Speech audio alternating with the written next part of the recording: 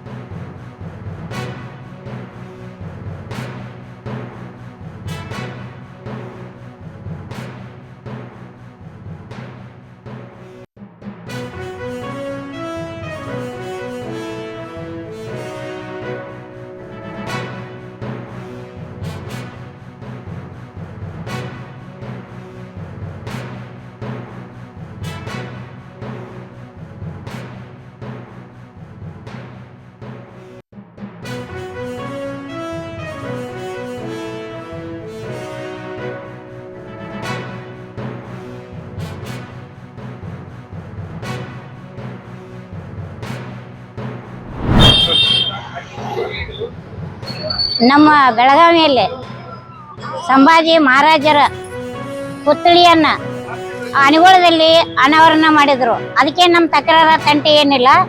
ಆದ್ರೆ ಕರ್ನಾಟಕದಾಗ ಜಗ ಕೊಟ್ಟವರು ನಾವು, ಹುಟ್ಟಿದ್ದು ಬೆಳೆದದ್ದು ಎಲ್ಲ ಕರ್ನಾಟಕದಾಗ.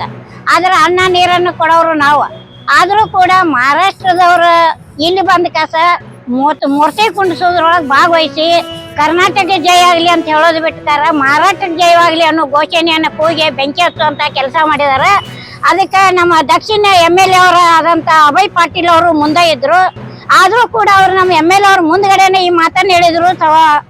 ನಮ್ಮ ಅಭಯ್ ಪಾಟೀಲ್ ಅವರು ಅದಕ್ಕ ಏನು ಅನ್ನದ್ಲೆ ಸುಮ್ನೆ ಇದ್ದದ್ದು ನಮ್ಮ ದುರದೃಷ್ಟ ಅಂತ ತಿಳ್ಕೊಬೇಕು. ಯಾಕಂದ್ರೆ ನಮ್ಮವರಾಗಿ ಅಭಯ್ ಪಾಟೀಲ್ ಅವರು ಈ ರೀತಿ ನಡ್ಕೊಂಡಿದ್ದು ನಮಗ್ ತುಂಬಾ ನೋವಾಗೈತಿ. ಮತ್ತೆ ಇನ್ನೊಂದೇನಂದ್ರೆ ನಮ್ಮಲ್ಲಿ ಯಾರು ಬೆಳಗಾವದೊಳಗಿಲ್ಲೇನ ಮಹಾರಾಷ್ಟ್ರದಿಂದನ ಕರ್ಕೊಂಡ್ಬಂದ್ ಮೂರ್ತಿ ಅನಾವರಣ ಮಾಡೋದು ತಪ್ಪೈತಿ. ಯಾಕೆ ನಮ್ಮ ಕರ್ನಾಟಕದಾಗ ಯಾರು ಗಣ್ಯ ವ್ಯಕ್ತಿಗಳಿಲ್ಲ, ನಮ್ಮ ಬೆಳಗಾವಿ ಒಳಗೆ ಯಾರು ಗಮ್ಯ ವ್ಯಕ್ತಿಗಳಿಲ್ಲ. ಯಾಕೆ MLA MP ಲಕ್ಷ್ಮೀ ಹೆಬ್ಬಾಳ್ಕರ್ ಅವ್ರ ಸಚಿವರಿದ್ರೆ ಅವ್ರನ್ನ ಕರೆದು ಮಾಡಿಸ್ಬೇಕಾಗಿತ್ತು. ಇಲ್ಲ ಇಲ್ಲೇ ನಮ್ಮ CM ಕರೆದು ಮಾಡಿಸ್ಬೇಕಾಗಿತ್ತು. ಕರ್ನಾಟಕದ ಅನ್ನ ತಿಂದು ಕರ್ನಾಟಕದೊಳಗಿದ್ದು ಆದ್ಮೇಲೆ ಎಲ್ಲ ಸುದ್ದಿಗಳನ್ನು ನೋಡಿದ್ರಲ್ಲ, ಏನು ಅನಿಸ್ತು ನಿಮ್ಗೆ?